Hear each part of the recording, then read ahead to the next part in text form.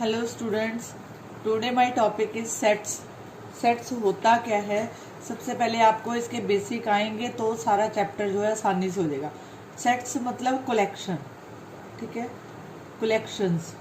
Okay, कोई चीज़ को collect करना। जैसे कई बच्चों का शौक होता है कि वो जो है कॉइन्स इकट्ठे करते हैं, ठीक है, कुछ कॉइन्स इकट्ठे करते हैं। जैसे हम कहते हैं घर में कि डिनर सेट मतलब उसको काउंट किया जाता है। जैसे 36 का सेट आता है, कोई 54 का सेट आता है, तो different different sets are given, ठीक है। उसके बाद जो है जैसे हम कहते हैं कि मेरे पास जो है RD शर्मा बुक्स का मतलब सेट है, तो ठीक है, तो हम उसको काउंट कर सकते हैं। जिनको हम काउंट कर सकते हैं मतलब कि सेट की जो मेन डेफिनेशन आएगी, यहाँ पे लिखेंगे सेट की main definition.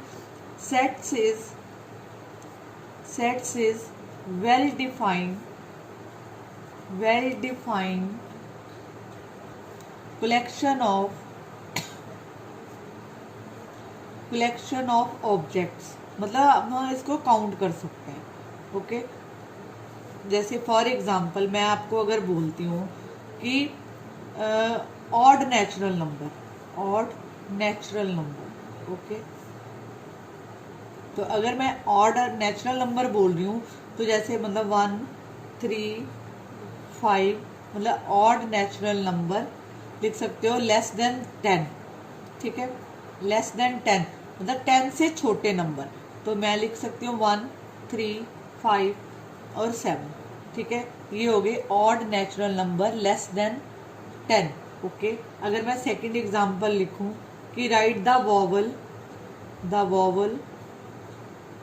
vowel in the English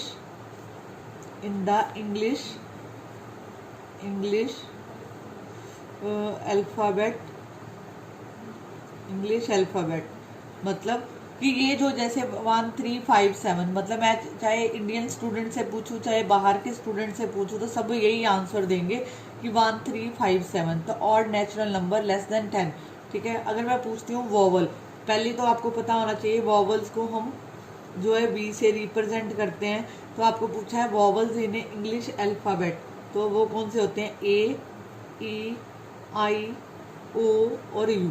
okay, अगर मैं आपसे क्वेश्चन करती हूँ कि राइट फर्स्ट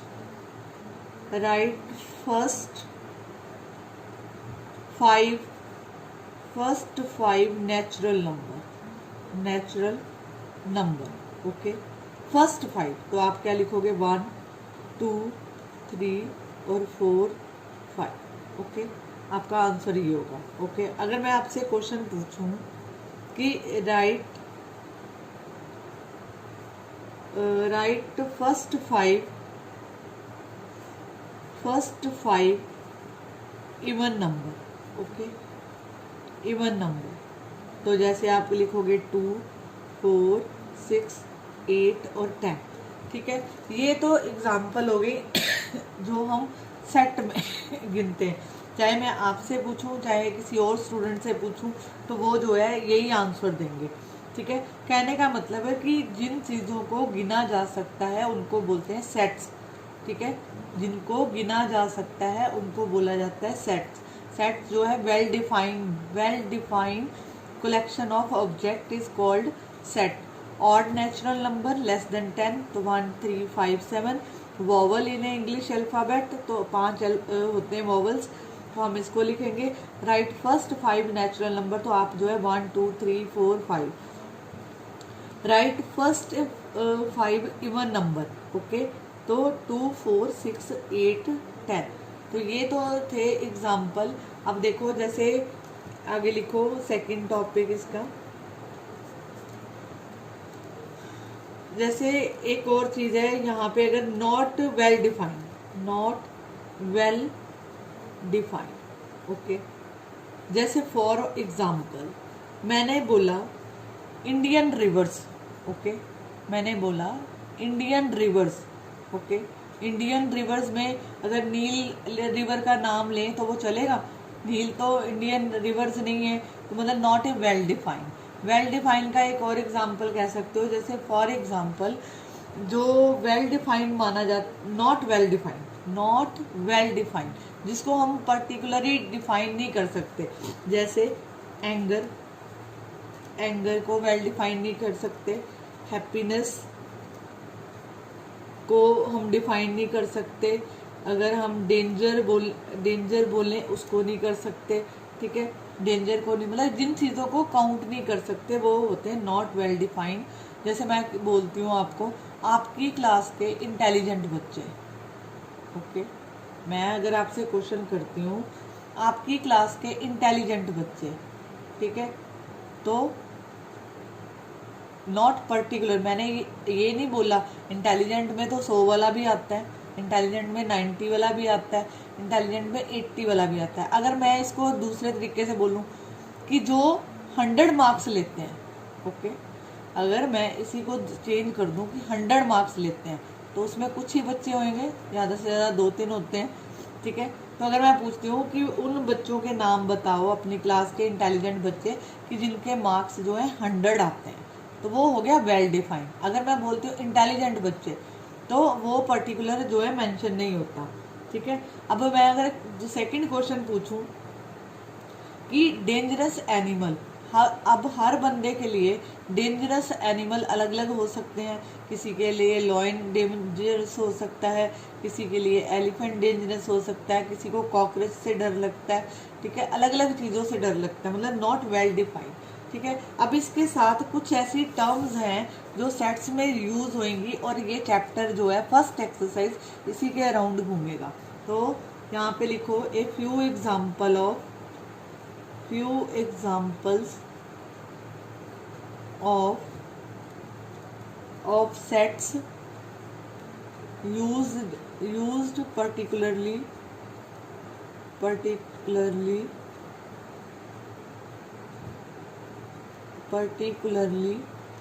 in mathematics। ये familiar हो आपके, कई बच्चों को इसका पता ही नहीं होता कि है क्या है, सिंपल है। फर्स्ट है natural number, okay, natural number, this is a basic, total chapter इसी के बेस पे है। पहला है natural number, it is denoted by N, capital N से लिखा जाता है। नेचुरल नंबर में 1 2 3 4 इनफाइनाइट, ये डॉट का मतलब सो ऑन, इनफाइनाइट नंबर है, ठीक है। तो कहने का मतलब counting number is called natural number, okay, natural number, clear. अगर मैं इस नेचुरल नंबर में 0 ऐड कर देती हूँ, ठीक है, दिस इज ए 0 कहने का मतलब ये सेट बन गया 0 1 2 3 एंड सो ऑन, ठीक है। तो ये बन गया होल नंबर, ठीक है। होल नंबर को W से डोनेट किया जाता है, ओके, इसको जो है W से लिखा जाता है। अब एक और चीज़ हम करते थे, इंटीजर, ठीक है, set of all integer, okay, इसको जो है इंटीजर्स को Z से लिखा जाता है। जैसे ये कोई नंबर लाइन है, ठीक है, यहाँ पे नंबर लाइन है 0 और इस तरफ जो है लेफ्ट साइड पे हम माइनस वाले इंटीजर लिखते हैं,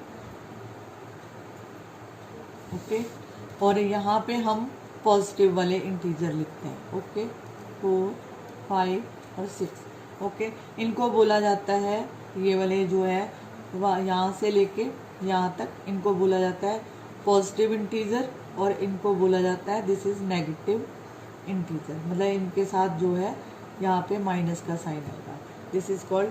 और ये पूरे सेट को, ये पूरे नंबर्स को हम बोलते हैं integers, okay, this is called integer denoted by Z, okay.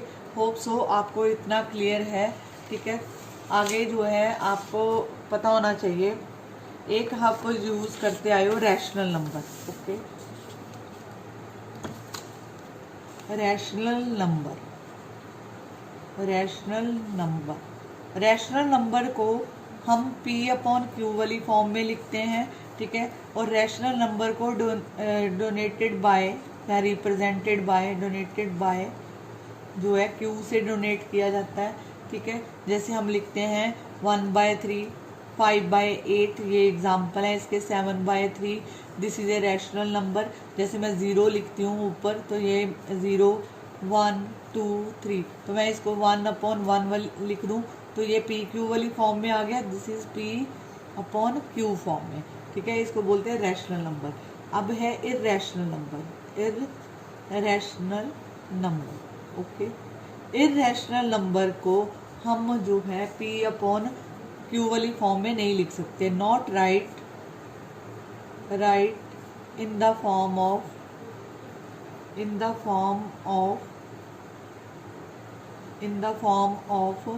कह सकते हो, not right in the form of P/Q form, okay. This is called P/Q। आगे आ गया रियल नंबर। रियल नंबर जो है बेसिकली बनता है rational number plus irrational number से मिलके, ओके। इर्रेशनल नंबर, ठीक है। और इसकी सेकंड प्रॉपर्टी है कि रिप्रेजेंट इन, मतलब रियल नंबर को रिप्रेजेंट इन नंबर लाइन, हम इसको नंबर लाइन पे रिप्रेजेंट करते हैं, ओके। एक तो ये हो गया। अब है next topic prime number. This is A prime number. Prime number का मतलब those number whose divide itself, मतलब अपने ही नंबर से वो डिवाइड होते हैं। जैसे फॉर एग्जाम्पल 5 7 11 13 90, ओके। आपको होप सो यहाँ तक क्लियर है। अगर हम लिखें कि यहाँ पे composite number, okay, composite number, तो यहाँ पे जैसे 4 6 8 ये सारे नंबर क्या हैं, कॉम्पोजिट नंबर।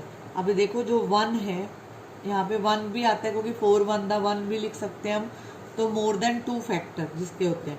अब देखो 1 जो है, 1 इज नीदर प्राइम और नॉर कॉम्पोजिट नंबर, ओके। मैं बार बार कह रही हूँ कि अगर आप ये रूल्स रिवाइज नहीं करते आपको सेट का चैप्टर जो है समझ नहीं आएगा, ठीक है। अब है इतना करने के बाद, इतने से तो आप फेमिलियर हो। अब एक नई फॉर्म इसमें लिखेंगे, description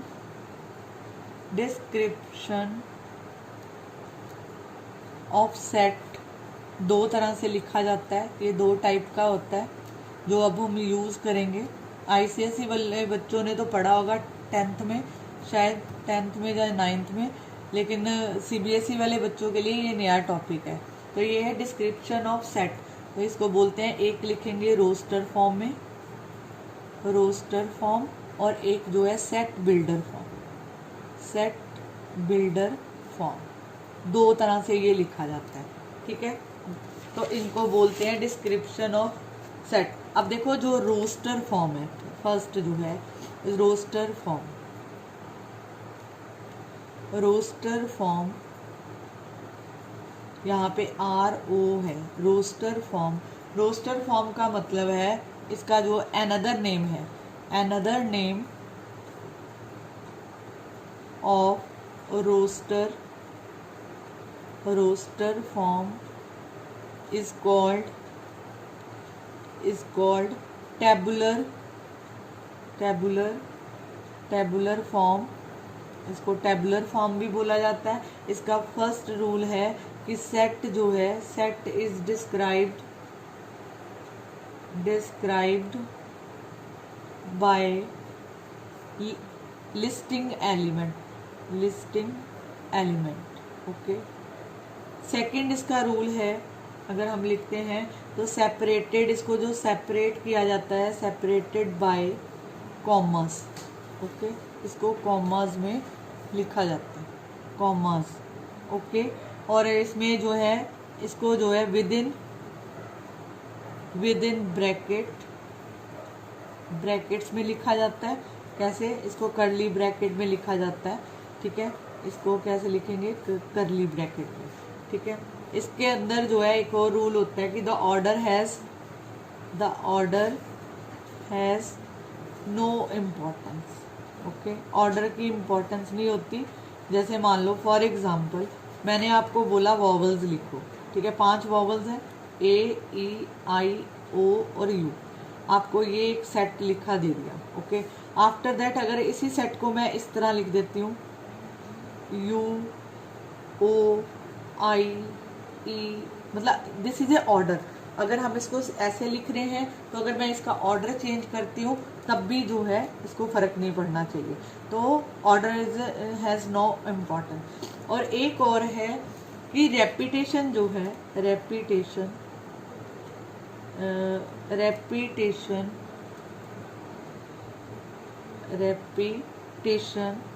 of an element has no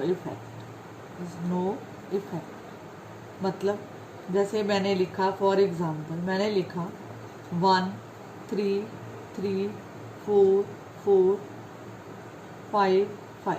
okay, हम इसको रेपिटेशन नहीं दे सकते, हम इसको जो है एक ही मानेंगे। ये आपके पास एक नंबर है, ये आपके पास सेकंड नंबर है, ये आपके पास थर्ड नंबर है, दिस इज ए 4। तो हम इसको कैसे लिखेंगे, 1 3 4 और 5, this is A main order. Okay, repetition इसमें अलाउड नहीं हो। क्लियर? होप सो आपको इतना क्लियर है। अभी जो है इसका एक और है, दूसरी फॉर्म डिस्कस कर रहे हैं। अगर वो है set builder form. Set builder form में क्या होता है, स्टेटमेंट लिखी होती है कॉमर्स के अंदर, ठीक है, आप उसको जो है रिप्रेजेंट करते हो। जैसे मान लो ये लिखा है, आपको एक statement they the, x is a vowel of English alphabet. Okay, alphabet. Okay, ये आपको कोई स्टेटमेंट गिवन है। ओके, इसको जो है लिखा जाता है। इससे जो ये दो जो लिखा जाता है इसको बोलते हैं such that. Okay, this is called such that. X such that x is a vowel of English alphabet. Okay, इसके बाद अगर आपको ये लिखा मिल जाए, ये कोई ऐसा सेट लिखे, ठीक है। अगर आपको अब ये तो था सेट बिल्डर फॉर्म, अगर आपको रोस्टर फॉर्म में जाना है तो मैं रोस्टर फॉर्म में इसको यही लिखूंगी ना, AEIOU। Okay, this is a roster form, this form is called roster form. Okay, और ये जो ऊपर स्टेटमेंट में आपको गिवन है this is called set builder form. अगर आपको ऐसे दिया है A इक्वल टू X और X is the first five odd number. Okay, first 5 odd number. तो अगर ये सेट बिल्डर फॉर्म है, आपको रोस्टर फॉर्म में जाना है, रोस्टर फॉर्म। तो रोस्टर फॉर्म में कैसे करोगे, बोला फर्स्ट 5 ऑड नंबर, तो you can write 1 3 5 7 11। Okay, hope so आपको इतना क्लियर है, ठीक है। ये चैप्टर इतना हार्ड नहीं है, लेकिन अगर आपको बेसिक नहीं आते आपसे ये चैप्टर नहीं होगा, क्वेश्चन समझने वाली ज़रूरत है। ओके, अगर आपको ऐसे दे दिया, मान लो आपको रोस्टर फॉर्म में ये गिवन है 1 2 3 और 4। ओके, आपको ये गिवन है, आपको बोला जाता है कि रोस्टर से सेट बिल्डर फॉर्म में जाओ, तो हाउ टू राइट इट। तो हम क्या करेंगे, यहाँ पे ए का तो ऐसे लिखेंगे, इसको लिखेंगे एक्स जो है this is a natural number, ठीक है। तो यहाँ पे लिखेंगे x is a natural number, ठीक है। और इसके साथ एक और मेंशन करेंगे कि यहाँ पे x जो है लेस देन 5 है। ओके, इसको ऐसे लिखा जाता है। क्लियर? लेस देन 5 का मतलब है कि ये जो है 5 से छोटे, तो 1 2 3 4 नेचुरल नंबर तो है ही है और साथ में 5 से छोटा है। जहाँ हम इसको ऐसे लिख सकते हैं और करके, a is a rational number, तो मैं इसको ये लिख सकती हूँ x is a natural number okay, ये लिखा, जहाँ मैं इसको लिखूंगी x less than 4, okay, less than equal to 4, okay, less than equal to 4 मतलब इस जो साइन है, एक चीज़ और बताती हूँ पहले, अगर आपके पास अगर ऐसे लिखा है, ये वाला साइन, क्रोकोडाइल वाला साइन पता है ना, और एक ये वाला साइन है, इसका मतलब है कि नॉट इंक्लूडेड, नॉट इंक्लूडेड, और इसका मतलब है कि ये जो जैसे लिखा है ना 4, ठीक है, इस इंक्लूडेड मतलब ये भी इंक्लूडेड है।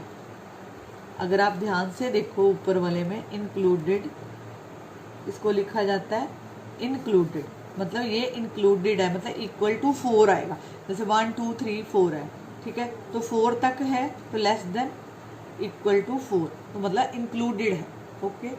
एक तो आपको ये पता होना चाहिए। अब जैसे ये लिखा x such that x is a natural number, तो x लेस देन 4 मतलब कि ये जो है लेस देन इक्वल टू 4, मतलब इक्वल मतलब 4 तक इक्वल होना चाहिए, नेचुरल नंबर होने चाहिए पर 4 तक होने चाहिए, 4 इज ऑल्सो इंक्लूडेड, ओके। अब जैसे ऊपर लिखा हुआ था x लेस, ये जो है लेस देन 5, तो इसका मतलब था कि 5 इंक्लूडेड नहीं है, उससे पहले जो है नेचुरल नंबर जो है।